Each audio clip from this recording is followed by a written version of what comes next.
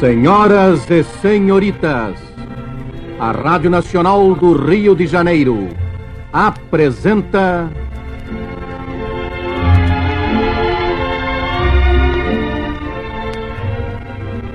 Em Busca da Felicidade, emocionante novela de Leandro Blanco.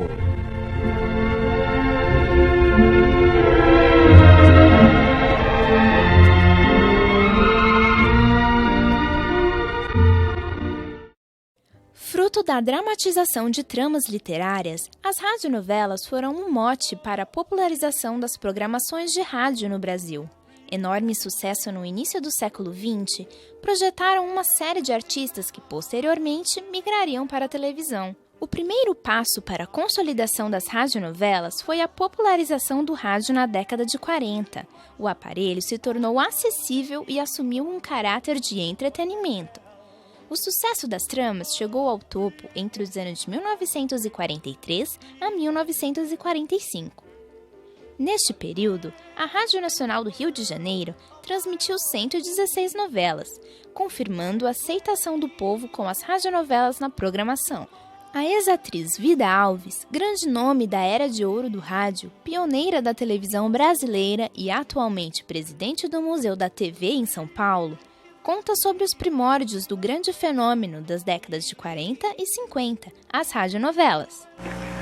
O radioteatro começou no Brasil, em São Paulo, com a ideia do Oduvaldo Viana.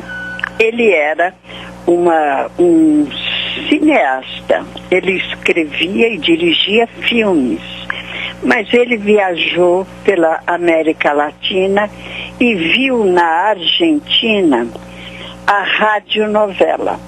Ele achou interessante e acabou trazendo para o Brasil.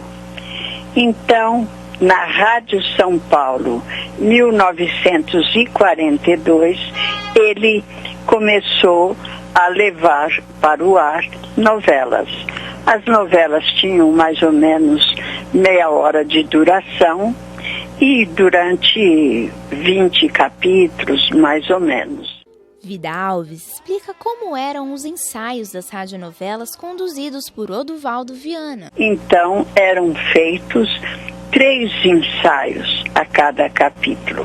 Um ensaio de mesa, todo o elenco recebia o seu script no papel, mimeografado, copiado, e aí ele ficava na ponta da mesa e lia. Cada um lia o seu papel. O segundo ensaio era feito com a técnica. Ele ficava dentro da técnica com o operador de som e os atores ficavam no estúdio em volta de microfones presos do alto. Então tinha mais ou menos 2 microfones, 5 ou 6 atores em volta de cada um, acompanhando o script.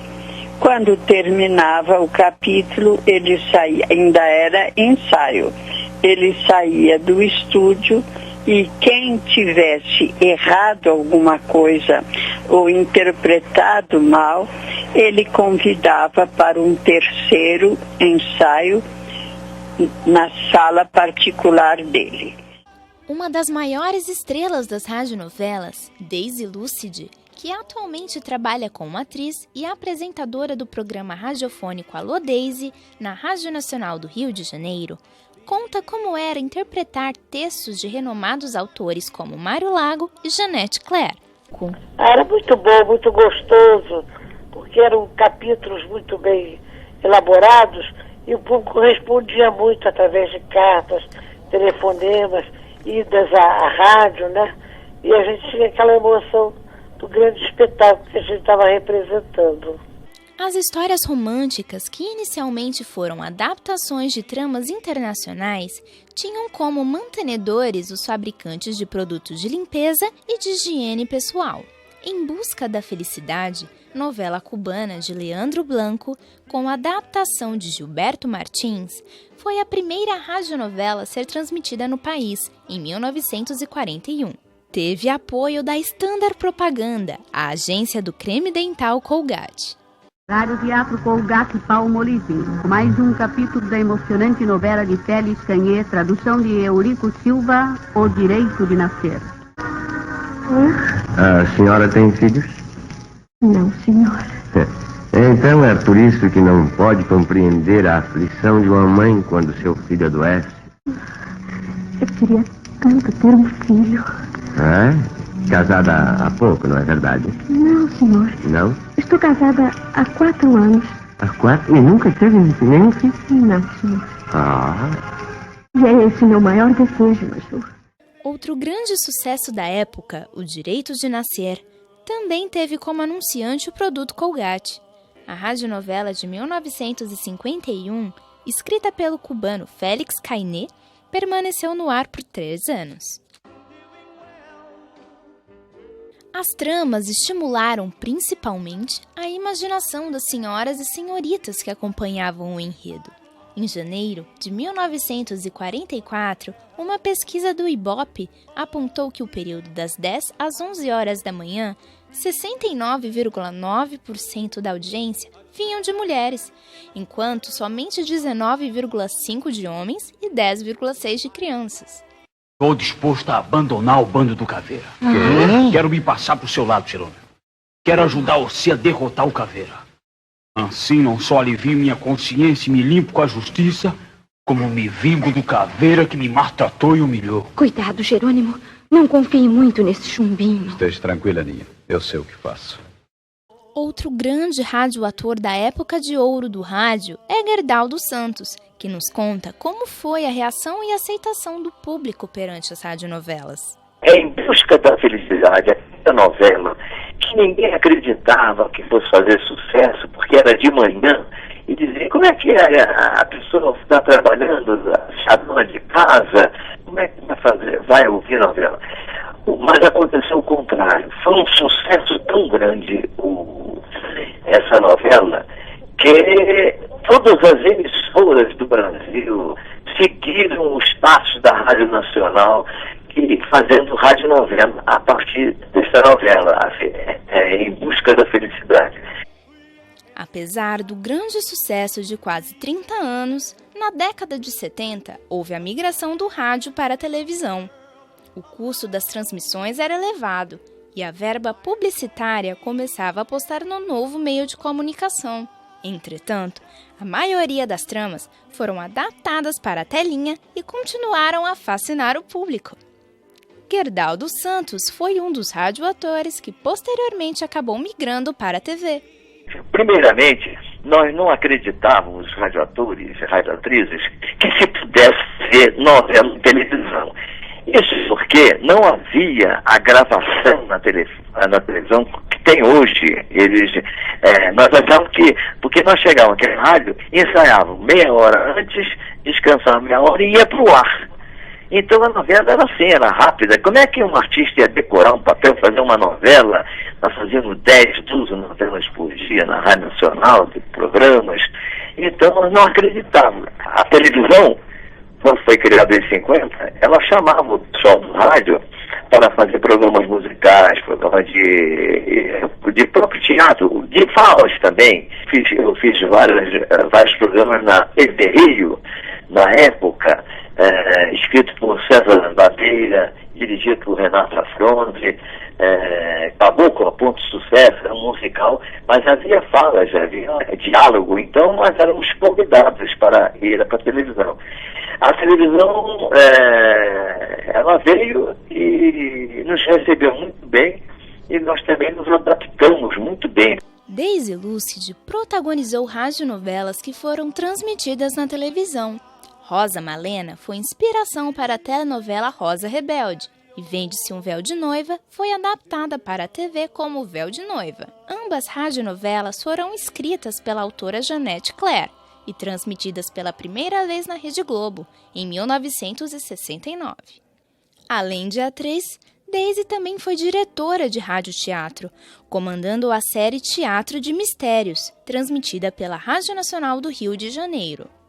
Ela nos explica as diferenças entre as radionovelas e telenovelas. A radionovela ela põe a imaginação da pessoa para trabalhar, não é? Você escolhe lá sua mulher bonita, escolhe seu jardim bonito, você escolhe, você imagina tudo isso.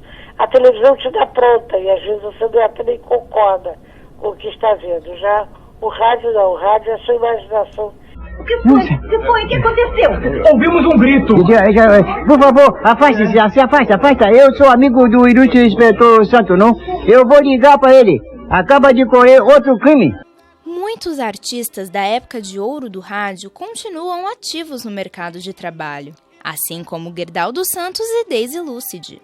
O coordenador da Rádio Nacional do Rio de Janeiro, Marcos Gomes, comenta como é conviver com esses grandes nomes do rádio.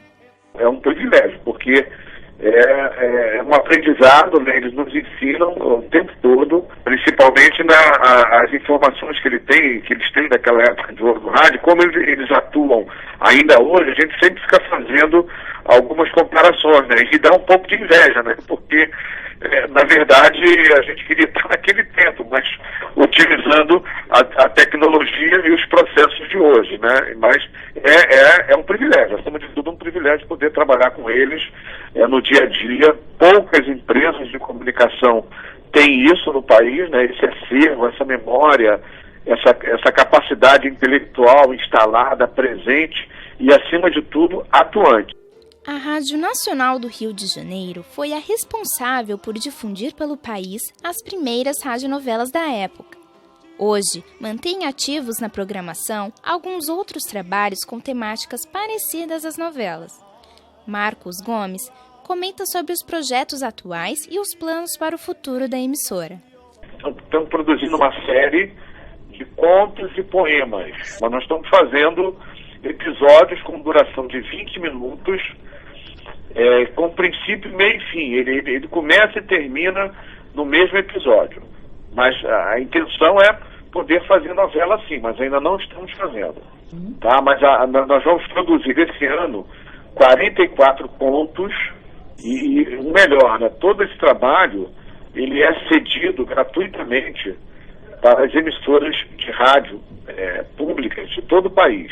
Então, qualquer emissora de rádio pública pode usar esse nosso conteúdo que nós cedemos sem cobrança, sem qualquer tipo de cobrança. O documentário Radionovelas foi produzido pelas alunas da 5ª etapa de jornalismo das Faculdades Integradas Rio Branco. Produção: Letícia Leite e Paloma Lourenço. Locução: Letícia Leite. Edição: Paloma Lourenço. Faculdades Integradas Rio Branco, 2014.